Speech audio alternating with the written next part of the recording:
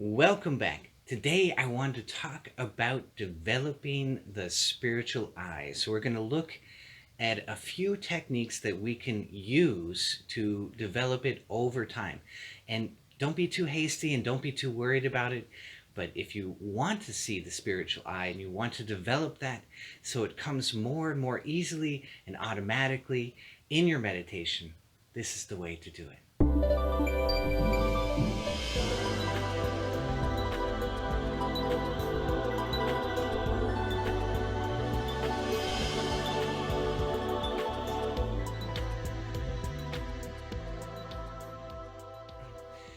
So what can happen as we get closer and closer to the right hippocampus, which is the center in the brain of that holds light. It holds images and therefore it holds light. As we get closer and closer to that right hippocampus, we may see this afterglow of the spiritual eye. That's my theory. That's my theory. What's actually going on is you're getting closer to the right hippocampus and you see that afterglow as you come into the nexus of the hippocampus and the pituitary gland and the crossing of the nerves of the eyes. As you come into that nexus, you get closer and closer to this experience of light. And you might not notice it. It might be very subtle. It might just be a deepening darkness that is in your vision. It might look like a cave, like you're looking at a cave in the dark, and you just notice that there's something there and it's a little bit deeper and a little bit darker. And that's perfectly fine. That's enough to concentrate on and concentrate in a way which expands your perception rather than narrows your perception. All right, those are two functions of the brain, right? We have a narrowing function and we have an expansive function, and you want a little bit of both, but you want more of the expansion to keep going in that direction of the spiritual eye. But let's say I want to have an experience of the spiritual eye. I would like to see more of it. And I would like it to come to me automatically more often. And so that's the very first principle, is that if we develop the spiritual eye, we might use our fingers and we might use our hands to develop the spiritual eye. But what we actually want is for it to come to us automatically as we are meditating. So you don't have to get in and out of the freeze response, that SVS, that core principle, right? We want to keep that because we want the freeze response very, very much. We want it very, very much. It's very, very important for our meditation. And so we need to sit as very still as we possibly can without, oh my God, I have to sit still. We don't want that kind of tension, but we do need to sit very still. And so if we're constantly adjusting our fingers and our hands, practicing a spiritual eye development technique, then we're going to miss out on that freeze response. And so we don't want that. So I think it's helpful to think of the spiritual eye as, okay, now I'm developing it. Okay, now I'm receiving it. Right? So we want to develop the spiritual eye a little bit so that we can receive it automatically in meditation. So those are two different things. Developing the spiritual eye will help you to encounter it automatically in meditation, which will allow you to sit very still in meditation and use the spiritual eye at the same time. So the first technique that we can use is called the Om technique, and this is how it was taught to me. You put your thumb on the tragus of the ear, and you put your pinky, you can put it on the upper eyelid, or you can put it on the lower eyelid. But when they told me to put it on the upper eyelid, I said, well, I'm looking up to my spiritual eye, right? So why would I put a pressure which is counter to what I'm looking? So that didn't make sense to me. So it works both ways. You can put it on the upper eyelid, or you can put it on the lower eyelid. And it's a very gentle pressure pushing upwards towards the spiritual eye. It's not much pressure at all. It's really gentle.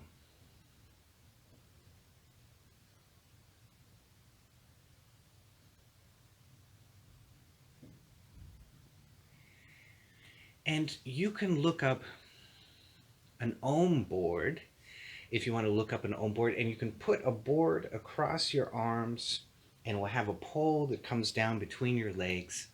And that's just fine if you want to hold that posture for a while. But the reality is, no matter what you do, you can't hold these postures for very long.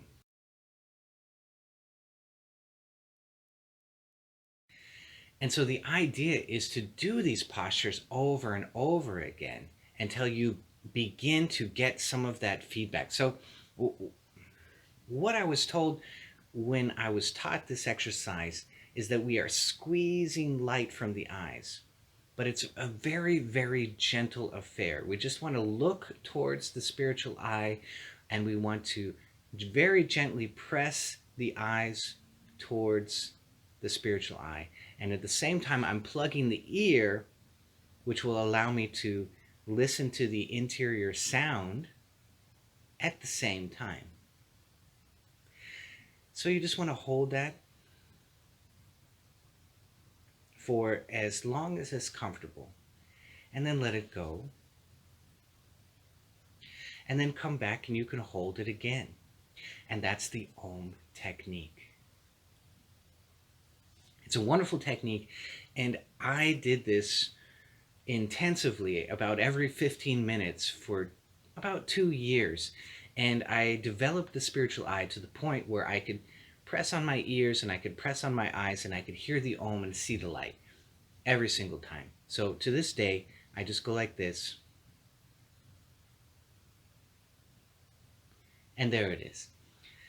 So that's the idea. If you want to develop it, that's how you go about it. You just keep doing it over and over again. And it creates a kind of feedback. If your hands are weapons of energy, you have energy coming out of your fingers and you're pressing that back into the eye, sending the signal back through the nerves of the eye, it's going to cross right above the pituitary, and that's perfect place to receive that vision of the light. And of course, you want to do this in a very dark room. That's going to help to dilate your eyes. So that takes us to the next exercise, is to find a white wall or a cream wall and put your hand on it and stare at your hand until you get your double vision. So you're going to stare at your hand, you're going to stare through your hand, and you're going to dilate your eyes. You're going to expand your peripheral vision. As you stare at your hand, stare at it until you get your double vision, and you'll see a layer of gray, or you might see color around your hand. And that's traditionally how people learn to see auras. So if you hold your hand on the wall and stare at it, you will eventually see that double vision. But the essential skill that you're learning in that is you're learning to dilate your eyes at will. And you need that skill in order to see the spiritual eye. There's a riddle in seeing the spiritual eye. They say, look. This is from South India. Look, but don't look. So that's a riddle, right? And it's the same thing. I have a video here. The information comes from Todd Murphy. He says, put your attention in one place and put your vision in another place. And so now you're separating your vision, your act of looking, as you would look in the physical world, and your act of perception. It's a riddle, right? Look, but don't look. And so you have to separate those two. The most wonderful way to do that is to learn to dilate your eyes. So now you're looking, but you're not looking. You see? You're dilating your eyes. So that's the next exercise, and it is absolutely essential.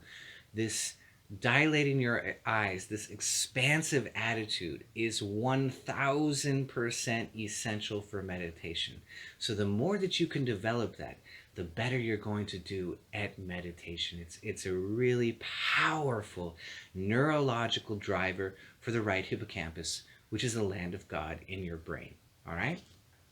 So another exercise, you might see the Brahmari meditation, where they put the fingers like this, and sometimes they'll have the elbows way out here. It doesn't matter where you put your elbows. The idea is that they're pressing on the tragus of the ear, again, that that ear flap, and they're pressing on the eye, and then they're going to press the nose, and they're going to control the breath this way, right? And so this is another way. That's another position. So this first one, that's simpler, right? So this is another way. And again, we're doing the same thing.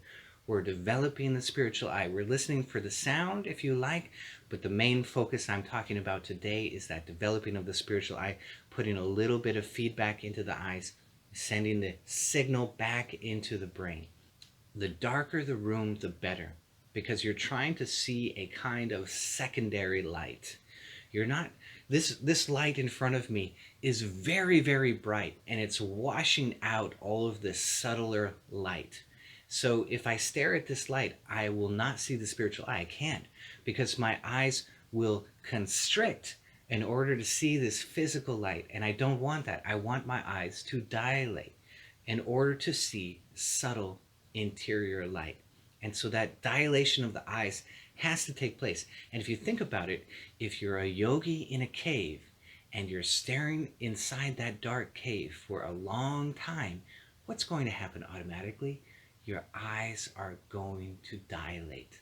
And so this is a very natural meditative process, and the more that we can learn this process, the better we're going to do at seeing the spiritual light, and more importantly, going deep, activating the right hippocampus of the brain. Very, very important. Now, this Brahmari technique is the same or similar to a technique called Yoti mudra. And that's the name that Yogananda introduced to the West, because he was a little bit embarrassed about the roots of that technique, which is called Yoni mudra. And Yoni, if you look it up, you'll know exactly what that translates as. And that's why he was embarrassed, and he changed the name to Yoti. But there's something kind of beautiful about knowing and keeping the original name, because these yogis are trying to tell us something. As you go into the spiritual eye, as you go into that cave, it's a kind of rebirth. And what happens is you leave the left hemisphere of the brain, there's a kind of letting go, surrender. And as you enter into the right brain, there is something new, a new presence, a new knowing of yourself. The ego, the sense of self, is transformed, and now we call it Purusha. We call it the soul, because it has completely transformed at this point. And it sees things from an entirely different perspective. And it's a glorious transition.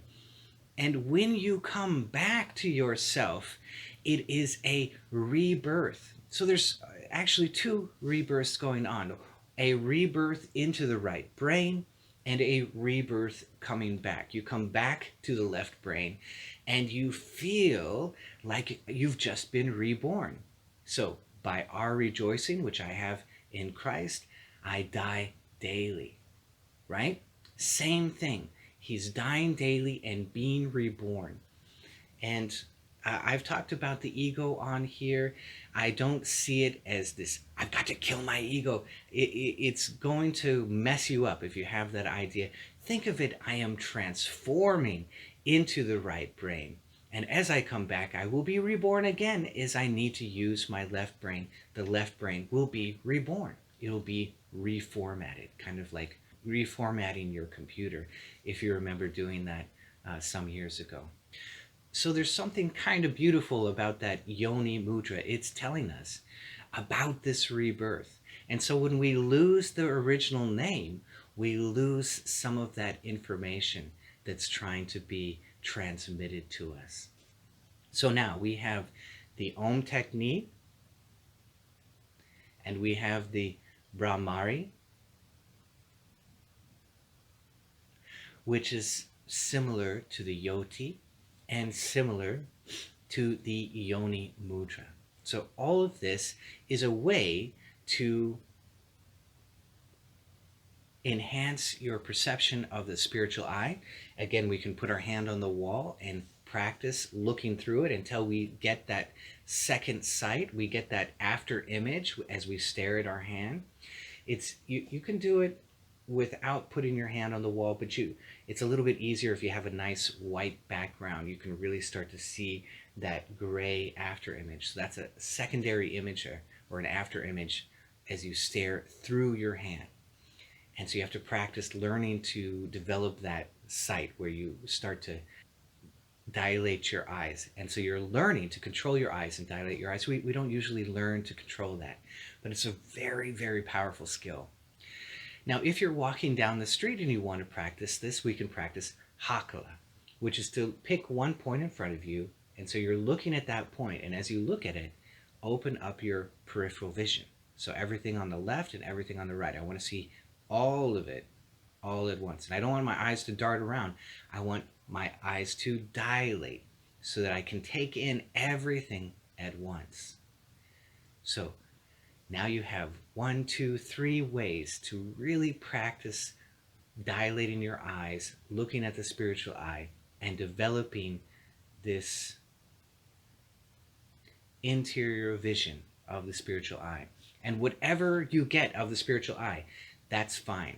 We don't care how perfect it is. It doesn't have to look perfect. Whatever you get is perfect. Use that. And if you keep practicing this, it will develop into a clearer and clearer vision. But the goal is not to have it clear. The goal is to have it appear spontaneously in meditation. That was the goal. It was not to see it perfectly. It was not to see the star in the center of the spiritual eye. It was just to have some of it appear spontaneously. That's a very deep state. It's very helpful and very useful in our meditation. If it doesn't happen to you, don't worry about it. You can still stare into the darkness and adopt an expansive attitude. And that's enough. Just that. That is enough. That is the real essential skill of the spiritual eye, is that expansive attitude. So I hope you loved this. If you did, be sure to hit that bell down below so I can see all of you.